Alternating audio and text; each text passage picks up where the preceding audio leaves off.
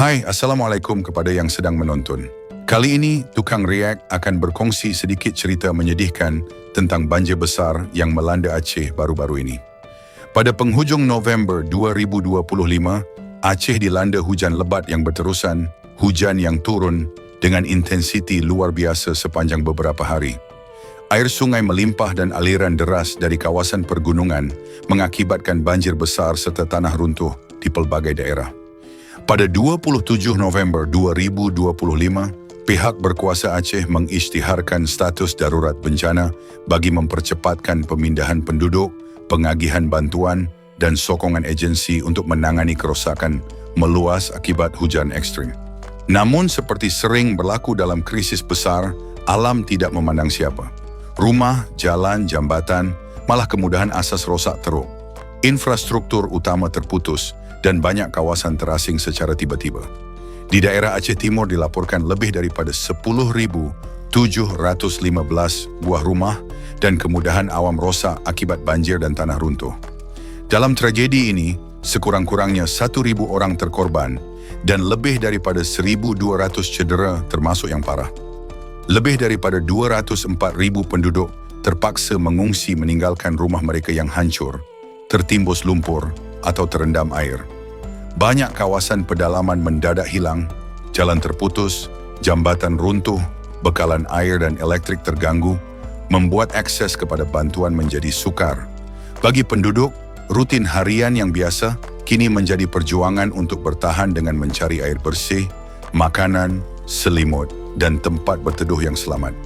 Ramai yang mengungsi dalam kumpulan besar di bangunan sementara, sekolah atau dewan komuniti, berkongsi ruang sempit, berdesak-desakan sambil menunggu bantuan tiba. Selain korban daripada banjir itu sendiri, krisis kesihatan turut membimbangkan. Banyak hospital dan klinik rosak, peralatan terendam lumpur, bahkan ubat-ubatan hanyut di bawah banjir. Di kawasan teruk, penduduk terpaksa menggunakan air yang tidak bersih. Risiko penyakit seperti cirit-birit, demam, dan jangkitan meningkat. Tragisnya seorang bayi dilaporkan meninggal kerana ventilator dan peralatan kritikal rosak, menunjukkan bagaimana gangguan infrastruktur memberi kesan terus kepada nyawa. Hujan lebat adalah pemicu utama, tetapi pengkaji dan organisasi alam sekitar menyatakan faktor manusia turut memperburuk keadaan seperti penebangan hutan, pembukaan kawasan, dan aktiviti pertanian di kawasan aliran sungai dan hutan hujan. Selepas bencana kerajaan meninjau semula kelulusan persekitaran syarikat-syarikat yang beroperasi di kawasan terjejas banjir dan tanah runtuh sebagai usaha pencegahan jangka panjang. Sejak pengisytiharan darurat, pasukan penyelamat, NGO, dan pihak berkuasa telah menggerakkan anggota untuk pemindahan penduduk, pengagihan bantuan, dan pemulihan kemudahan asas. Kawasan terpencil yang terputus akibat jalan dan jambatan rosak menjadi keutamaan. Kerajaan turut mempertimbangkan penggunaan helikopter atau logistik alternatif agar bantuan sampai kepada mangsa dengan cepat.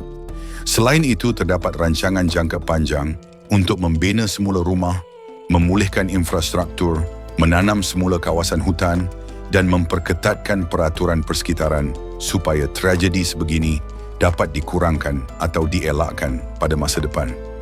Dalam forum komuniti dan media sosial, ramai mangsa dan sukarelawan berkongsi kisah tentang kehilangan rumah, trauma, rasa takut apabila hujan turun lagi, dan kesedihan atas saudara yang hilang. Seorang penduduk yang terpaksa mengungsi menyatakan, banyak kawasan masih belum menerima bantuan, kami cuma boleh berharap. Seruan juga kedengaran agar krisis ini dijadikan pengajaran pentingnya pemeliharaan alam sekitar, penanaman semula hutan, pembangunan infrastruktur tahan bencana, serta pendidikan kesiapsiagaan bencana, supaya Aceh dan kawasan rawan lain tidak mudah ditimpa bencana besar. Banjir dan tanah runtuh di Aceh 2025 bukan hanya soal air atau hujan, ia gabungan alam, manusia, dan dasar. Banyak nyawa terkorban, rumah musnah, kehidupan terganggu, dan trauma kolektif terbentuk.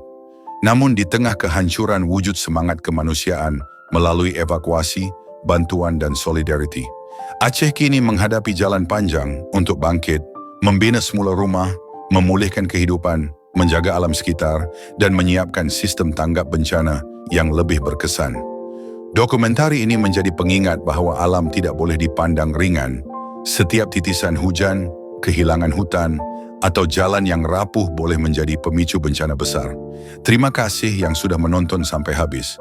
Support Tukang React dengan cara tekan butang subscribe, tekan loceng dan jangan lupa komen, oke? Kita jumpa lagi di video akan datang. Assalamualaikum, bye-bye.